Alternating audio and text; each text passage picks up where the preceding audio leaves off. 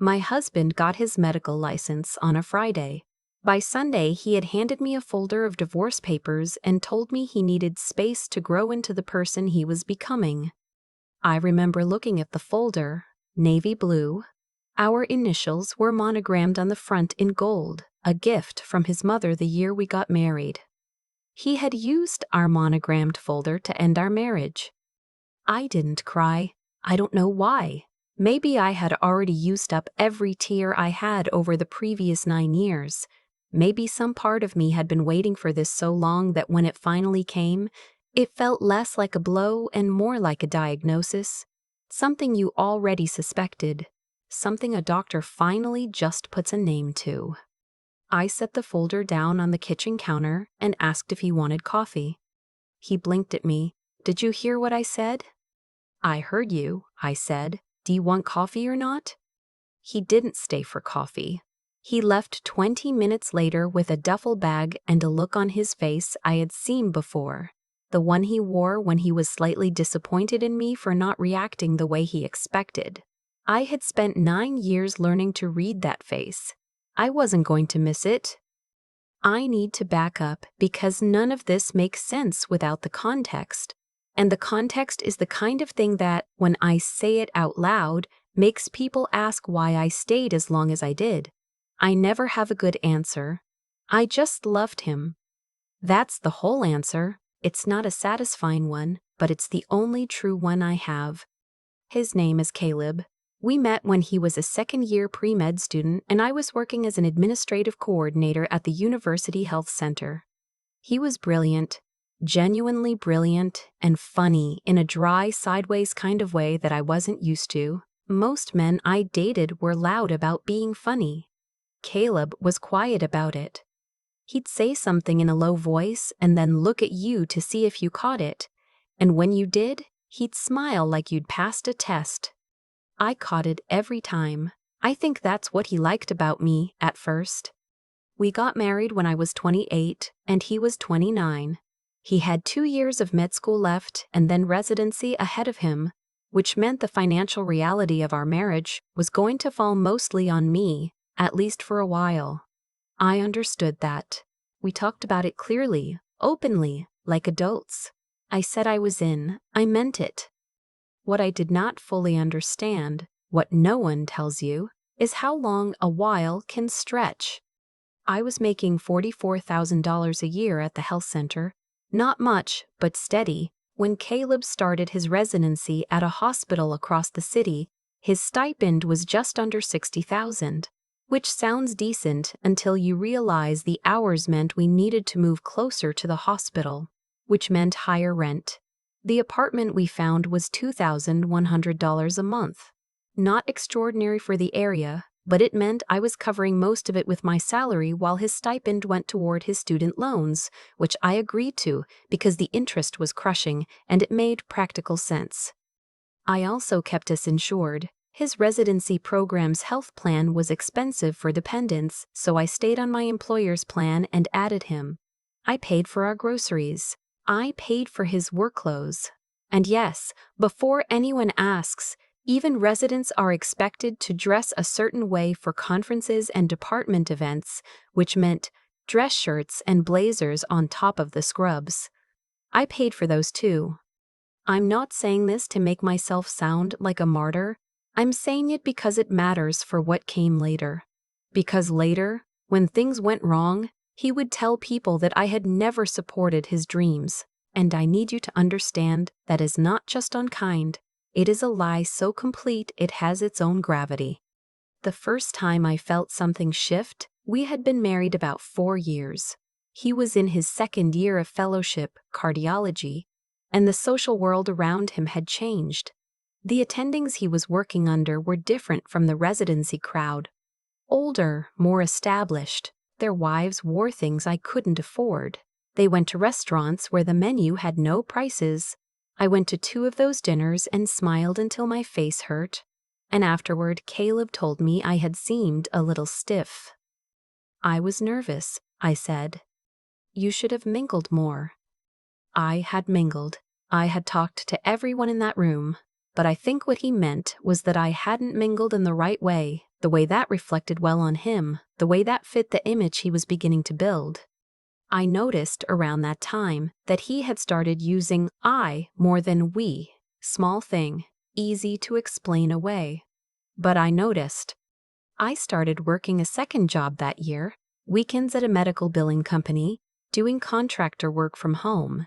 The pay was decent and the hours were flexible enough that I could still keep the house running. I told Caleb it was because I wanted to build up our savings. That was true. What I didn't say was that I had also started to feel a vague, wordless anxiety, the kind that lives in your chest and doesn't have a clear source, about whether my single income would keep up with the life we were drifting toward. He didn't ask why I was taking on more work. He said, "That's good, you should stay busy." I think about that sentence more than I should. The year he got his attending position, things moved fast. The hospital was a major academic medical center, the kind of place that gets named in press releases.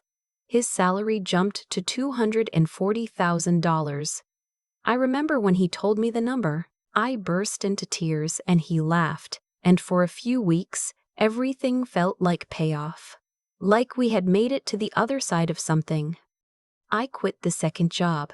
I started looking at houses, nothing extravagant, just something with a backyard, maybe in a school district that would matter someday. I made spreadsheets. I had our finances organized down to the last line item. I was so ready for the next chapter. What I didn't know was that Caleb had already started writing a different next chapter, one that did not include me. I found out about her the way you find out about most things you weren't supposed to find out about, by accident in a completely ordinary moment. I was looking for a restaurant reservation confirmation in his email, because he had asked me to, because he was scrubbing in on an emergency and couldn't check his phone. I found the reservation. I also found 43 emails to a woman I'll call Dr. V, another attending at his hospital, a neurologist, that went back 8 months. I sat in our kitchen for a very long time. Then I forwarded 2 of the emails to myself, closed his laptop, and drove to a yoga class I had been meaning to try for 3 months. I don't know why. I think I needed to be somewhere that required my body to do something so that my mind couldn't fully process what it had just seen. I held a warrior pose for 90 seconds and did not cry. I didn't say anything to him for 2 weeks. Looking back, I think that was partly shock and partly something more calculated, some survival instinct that told me to gather myself before I opened my mouth. I had watched enough of my friends go through divorces to know that the person who panics first loses the most ground. I called my sister. I called my best friend from college, who is a paralegal and who, bless her, had the name of a family law attorney on speed dial within 48 hours. I had a consultation on a Tuesday afternoon, told my husband I had a dentist appointment, and sat across from a woman in a gray blazer who explained to me, very calmly, what my options were. I had options because we lived in a state with equitable distribution laws, and because I had documentation, 9 years of tax returns, joint account statements, expense records I had been keeping out of organizational habit rather than strategic intent. My attorney called it extraordinarily well documented for a non-litigating spouse. I told her I was just organized. She said whatever the reason, it was going to matter. When I finally confronted Caleb, he did not deny it. He sat down at the kitchen table, the same table where he had left the Navy folder 6 weeks later, and said that things between us had grown in different directions, and that he had developed feelings for someone who understood his world better.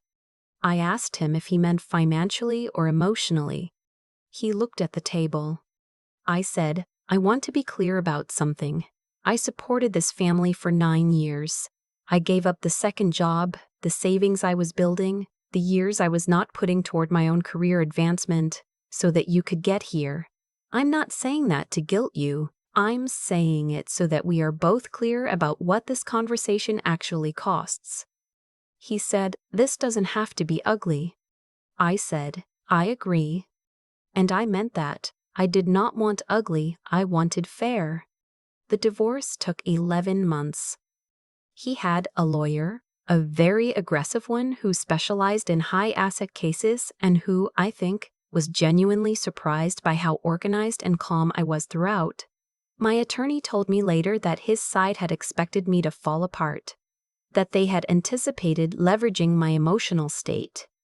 I didn't fall apart. I got a settlement that included my portion of the marital assets, investments, retirement accounts, the equity we built, which came to just under $200,000 after fees. I also negotiated for 3 years of spousal support based on the income disparity and the documentation of my financial contributions during his training. His attorney pushed back hard on the support. My attorney pointed to 9 years of tax returns. We settled. The day the divorce was finalized, I drove to a state park about 40 minutes from the city. I sat by a lake for an hour and a half. I ate a turkey sandwich I packed. A family of geese walked past me on the path, completely indifferent to the paperwork in my bag, and I laughed, actually laughed, out loud, by myself, for the first time in a long time. I won't pretend the next year was easy. It wasn't. There is a particular kind of loneliness that lives in the space where a marriage used to be, and it has a sound, a silence, actually. The absence of another person's weight moving through rooms. I would make too much coffee in the morning out of habit. I would reach for my phone to text him something funny I'd seen, and then stop, hand in midair, remembering. Grief is strange. It doesn't care whether you were right to leave. It doesn't care whether the relationship deserved saving. It just arrives on its own schedule, and you have to let it move through you. I let it move through me. I also got practical. The settlement money needed to work. I spent 3 months researching before I made a single financial decision, talking to a fee-only financial advisor named Mr. Chin Okonkwo, who had been recommended by my attorney and who had the refreshing quality of explaining everything twice without making you feel stupid for needing to hear it twice. He helped me set up an investment account, fund a Roth IRA I'd been neglecting for years, and establish a 6-month emergency fund in a high-yield savings account. Then I used a portion of the remaining money to do something I had been thinking about for longer than I could admit to myself. I enrolled in a certificate program in healthcare administration at a university extension school, not because I needed credentials.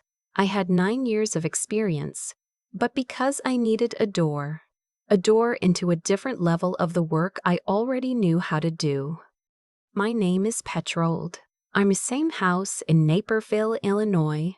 Retired teacher in her late 70s who had been bringing me homemade soup at irregular intervals since she noticed my parking spot was only being used by 1 car, asked me once what I was studying. Healthcare administration, I said. Is that like being in charge of a hospital? Eventually, maybe, I said. She handed me a container of borscht and said, "Good, you have that look." What look? The look that says you've been in charge of things for a long time, but nobody knew it. I thought about that for days. The certificate program took 14 months. I was working full-time while doing it. I had moved into a practice manager role at a multi-specialty clinic, which came with a salary bump and, more importantly, a scope of responsibility that fit what I was actually capable of doing. I was good at it. I had always been good at operational things, at seeing systems and knowing which parts were inefficient, at managing people without making them feel managed. The director of operations at my clinic left unexpectedly at the end of my first year there. Her husband had taken a job in another city. She gave 6 weeks' notice. I applied for her position 2 days after she announced it. The medical director, a quiet, deliberate man named Dr. O.C., who had the habit of taking very long pauses before he said anything important, asked me in my interview what I thought the clinic's biggest operational challenge was. I had a 15-page analysis ready. I did not bring it out unless he asked. He hired me 3 weeks later. My salary went to $91,000. I moved to a 2-bedroom apartment on my own. Clean, south-facing, with a kitchen I actually cooked in and a second room I turned into an office. I bought a couch I had picked out myself, in a color that Caleb would have said was too bold. It is a deep terracotta. I love it. Every single morning when I walk past it, I think, this is mine. I chose this. I ran into Caleb once, about 2 years after the divorce was finalized. It was at a farmer's market on a Saturday morning, which is exactly the kind of banal location where irony goes to live. He was with Dr. V. She was holding a bunch of kale and looking at her phone. He saw me before I saw him. I know because when I looked up, he already had the expression of a man who had been bracing for impact. I said hello. I meant it. He said hello back. He looked, and I am not saying this with satisfaction, just with honesty. Tired. Not unhappy, exactly. Just tired in a specific way that I recognized, because I had felt it too for a long time, the tiredness of performing a version of yourself that you're not sure fits anymore. Dr. V looked up from her phone and smiled politely. She had no idea who I was, which was fine. There was nothing in her face I needed to address. I bought 2 pounds of heirloom tomatoes and a small jar of local honey and drove home. I made a caprese salad for lunch and ate it on my balcony. The light was good. The tomatoes were excellent. I had nowhere to be until Monday. I heard through mutual connections, the kind of involuntary information network that exists when 2 people were embedded in the same professional community, that Caleb and Dr. V had moved in together, then had some kind of significant falling out that had to do with a conflict of interest investigation at the hospital. I don't know the details. I didn't go looking for them. What I know is that he called my cell phone twice in the spring of that year, once on a Tuesday evening and once on a Sunday morning. I let both calls go to voicemail. He didn't leave messages. I thought about calling back, not out of longing. That part had closed quietly, like a room you stop needing. But out of the thing I still felt, beneath everything, a kind of complicated compassion for someone I had loved for a long time, even after the loving stopped making sense. I thought about it for about 36 hours. Then I thought about the navy folder with the gold monogram, and I let it go. Some doors don't need to be reopened, not out of bitterness, out of clarity. Last spring, I was asked to present at a regional healthcare administration conference. 35 minutes on operational efficiency in multi-specialty outpatient settings. I had given smaller talks before, but this was the first time I stood at a podium in a conference room with 300 people in it and felt, not nervous, exactly, tall. I felt tall. Afterward, a woman about 10 years older than me came up to the edge of the stage. She had the kind of presence that fills a room without volume, the quiet, settled kind. She introduced herself as Harriet, the VP of operations at a health system 3 times the size of mine. She said, "That was one of the best prepared talks I'd seen at this conference in years." I said thank you and meant it without performing it. She said, "Are you happy where you are?" I said, "I'm proud of where I am. I'm curious about what's next." She handed me her card. I still have it. I haven't called yet, but I will. I'll know when the time is right. I've gotten better at knowing things. My neighbor Mrs. Petrov turned 81 this February. I brought her a grocery store cake with white frosting and the wrong number of candles because I miscounted. And she laughed so hard she had to sit down. We ate cake at her kitchen table, and she told me stories about her first apartment after she came to this country, a studio with a broken radiator and a neighbor who played accordion at midnight and whom she grew to love by accident. "You seem better," she said after a while. "I am better," I said. "Not happy like you're pretending," she said. "Happy like you don't have to pretend anymore." I looked at my plate. The frosting was very sweet. The candles were still slightly smoking in their holders. "Yeah," I said, "that's exactly it." It had taken me a long time to get there, longer than I thought it should. But I was there, in her kitchen, eating too sweet cake, with a job I had earned and an apartment I had chosen, and a couch the color of something I would have talked myself out of before. And for the first time in what felt like a very long time, there was nothing in my chest that needed to be explained or defended or survived. Just the quiet, the good kind. I've thought a lot about why things ended the way they did, not just with Caleb, but with the version of myself I was inside that marriage. The one who stayed quiet when she should have spoken, who took on more work and called it love, who made spreadsheets for a future she was building mostly alone. I don't think Caleb was a monster. I think he made choices, over and over, that prioritized his own becoming at the expense of someone who trusted him. And I think I let him for longer than I should have, because I had convinced myself that sacrifice was the same thing as partnership. It isn't. I know that now, in a way I couldn't have articulated at 28. What I've come to understand is that the way things unfolded wasn't random. Every consequence in that story grew directly out of a choice, his or mine, he chose to take without giving back, for years. And when the foundation crumbled, there was nothing underneath him but the habits of someone who had never learned to stand on his own. The utilities, the bills, the basic architecture of a life that I had quietly maintained while he built his career on top of it. When I left, he didn't just lose a wife. He lost an entire operating system he hadn't realized he was dependent on. That's not fate. That's just cause and effect, playing out the way it always does, eventually. And on my side of it, the consequences of my own choices eventually became good ones, but only after I started making different choices. The consultation with my attorney, the financial advisor, the certificate program, the job application I submitted 2 days after the posting went up, none of those things happened to me. I did them, one at a time, while I was also grieving, also exhausted, also eating too sweet cake with an elderly neighbor because some days that was genuinely the best thing available.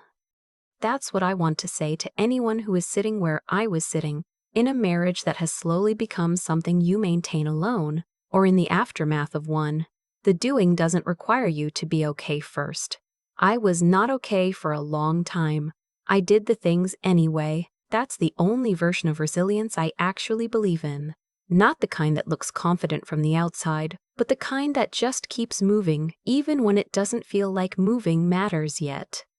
There's also something I believe about integrity, about what it means to live honestly within your own values, even when the person closest to you isn't.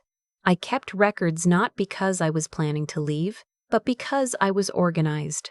I told the truth in every conversation with my attorney, with Dr. O.C., with Harriet at the conference. I didn't perform wellness, I didn't feel. I think that consistency between who I was privately and who I showed up as publicly is what made the ground solid enough to stand on when everything else shifted. And the clear-eyed part of it, the thinking it through part, that mattered too. Not just emotionally surviving, but actually understanding what had happened, what I was worth financially and professionally, what my options were, and then making the most reasonable choice available. Grief without clarity just spins. I let myself feel it, and I also made myself think. Mrs. Petrov said I had the look of someone who had been in charge of things for a long time without anyone knowing it. I think she was right. I think a lot of people, especially women, are running things invisibly inside relationships and households and workplaces, and the day that labor becomes visible is usually a painful one. But it does become visible. Eventually, it always does.